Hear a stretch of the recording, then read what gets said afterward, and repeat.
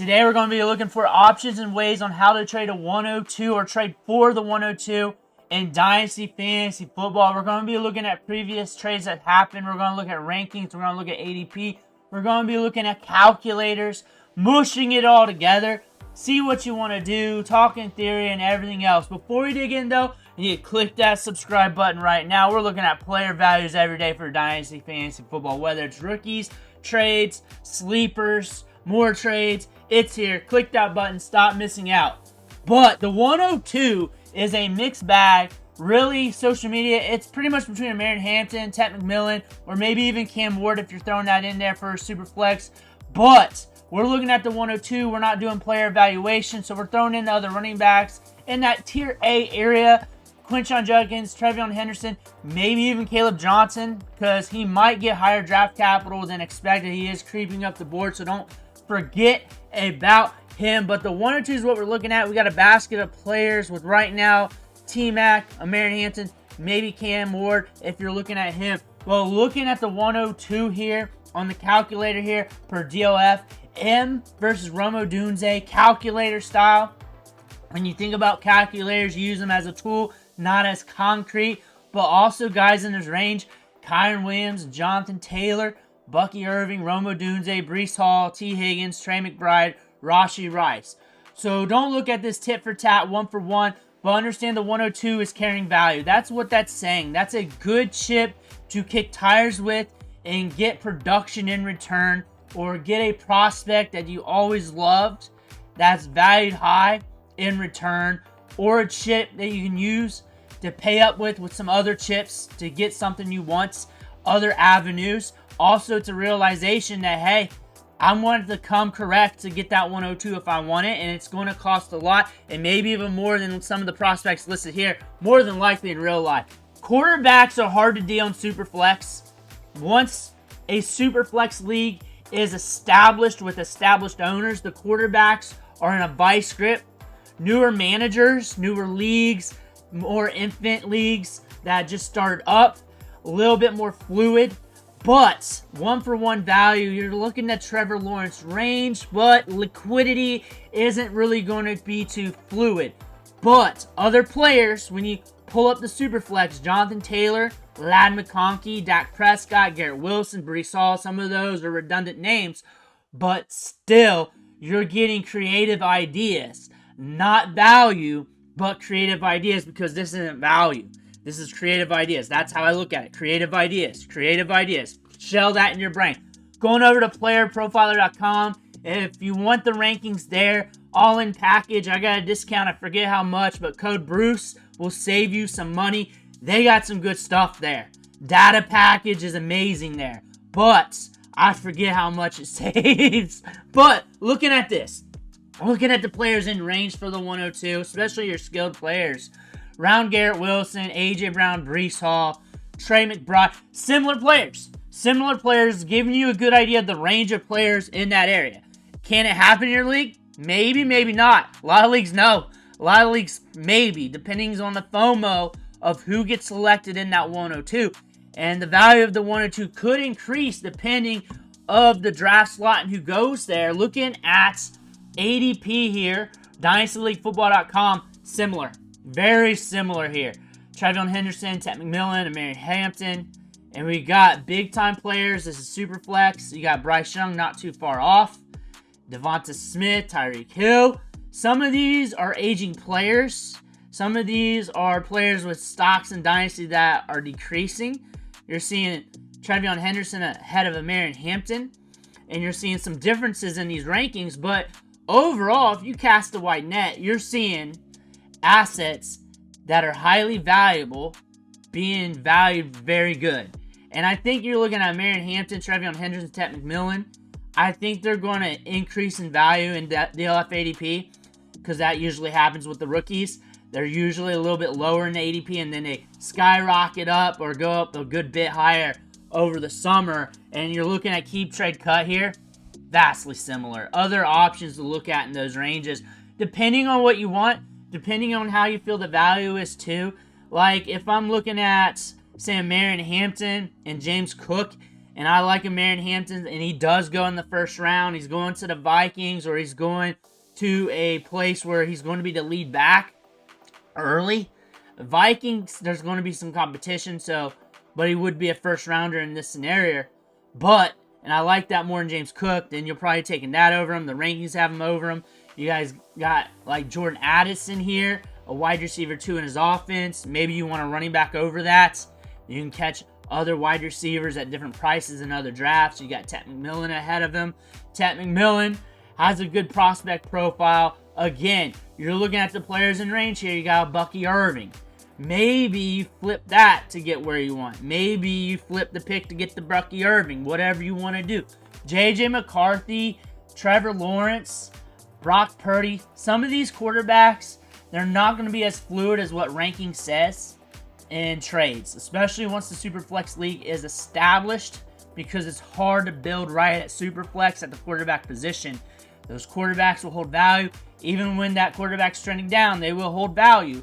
That being said, you might get a little lucky. Also, Cam Ward's ahead of Aaron Hampton here in the Superflex rankings, where other Superflex ADPs and rankings, Cam Ward is behind him. Keep that on note. But looking here, we're looking at some trades. So a lot of people are using the 102 plus some promising players to package up and get to Ashton Genty. So they're using that chip plus some more to get to Ashton Genty. Think about that. That's another scenario. Other people are moving him around in bigger deals. Bigger deals are happening with the 102. That could allow you to use that in a good piece to get you your stud piece, like a Justin Jefferson. Maybe something like that. Not 1-for-1. That's not what I'm saying. But you could use that. Maybe your second best wide receiver, depending on how valuable he is. And use that. You get your Justin Jefferson, your Chase, if that happens. Maybe you got to throw in another pick. You got to be creative. It's not always going to be the same. That's not how life works or trades in Dynasty. 102 and a second, Breece Hall and a first. So you get a first coming back the next year, and you get Breece Hall. You get established, very good running back. His value is very liquid right now. You can catch him at a fairly good price. That's something you could look at. Doesn't mean you agree with the exact trade, but maybe something comparable to what you want. An idea for you to do. 102, 106, 110.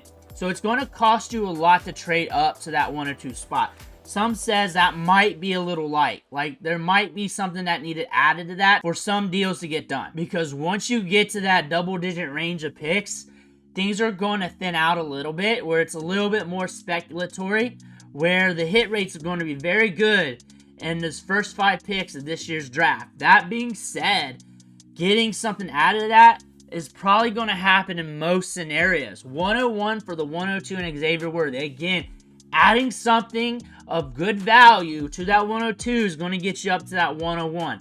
That is the difference in trades for a lot of folk. Maybe not you.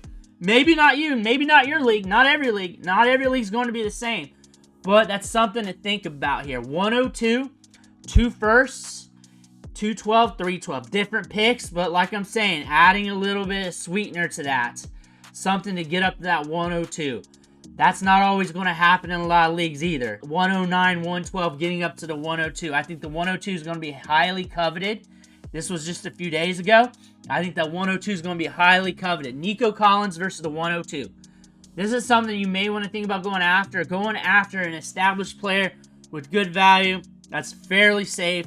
Going into 2025 and beyond. Locked in with a good quarterback in a good system.